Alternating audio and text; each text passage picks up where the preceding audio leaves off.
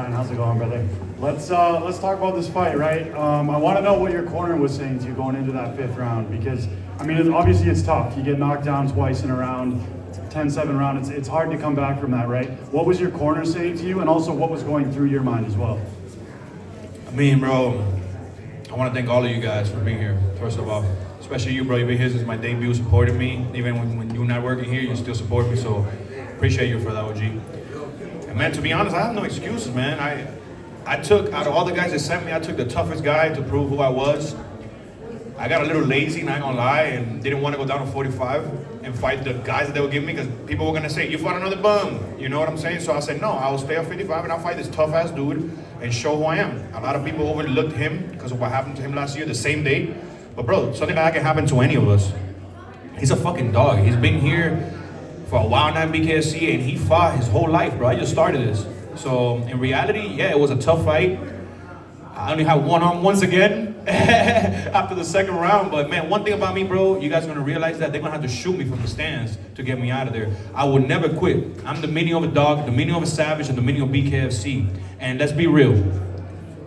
The 3rd floor only opens when Gallo is here. Yeah. And that's all I fucking care about. I'm the show. And then last one for me, what were the emotions like? Because you said in the 2nd round you thought your arm popped out, was it? No, it did. Okay. It definitely did. Like, it popped out 2nd, 3rd, 4th, and 5th. Because I think we saw you, it was either the 4th or the 5th round, you kind of cranked your arm over. Like, you get knocked down twice, your shoulder pops out, and then at the start of the 5th, the doctor comes in and potentially it doesn't even go a 5th round because his eye's swollen. Like, it seems like such a high and low of emotions, like a roller coaster. So what was that like going through the 5 rounds? I mean, obviously, I would never take anything from Peralta. He's a fucking animal. But I really thought that they were gonna stop the fight because of his eye. And then I come to find out that they stopped the fight with G for a way smaller cut. So it makes no sense, you know? But man, this is the fight game. We're here entertained. Maybe God's plan was for me to show that I can go the 5th round with one arm again and fight dog and never quit. Down through the blood and the sweat. I was in there. Guarantee you will know I'm a threat. Up and down through the blood and the sweat. And I ain't close to being done yet. I'm going all in. You want Kai Stewart? I want Kai Stewart. Like I just said earlier, like 155.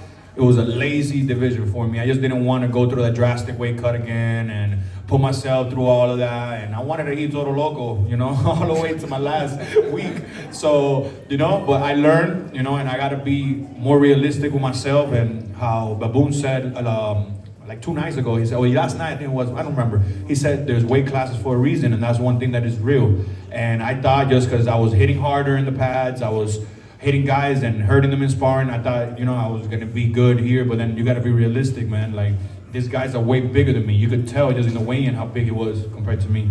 But again, no excuses, man. It was a great fight. I know you guys loved it. You also recently said if you don't get the Kai fight, you're done fighting the BKFC. Is that true? I'm done fighting, period, if I don't get that fight in December. But now, let's be realistic. Now I gotta be real too. I gotta recover. And I'm not going into that fight ever again with little injury. So if we have to wait another year, I'll wait another year. But that's the fight I want next. I don't want nobody else. Do not send me no contract for nobody else. That's the guy I want. I got my eye on him, and I'm gonna beat him 100% at 45. Hey Bryan, very competitive fight, nearly 400 strikes thrown. When it got to the scorecards, were you surprised by the judges' answer on the fight? Nah, at all. I knew those knockdowns fucked up my score, and I had the fight at 4-1. Maybe last round, he could have won because I wasn't as active, and he did land like a few shots in the end.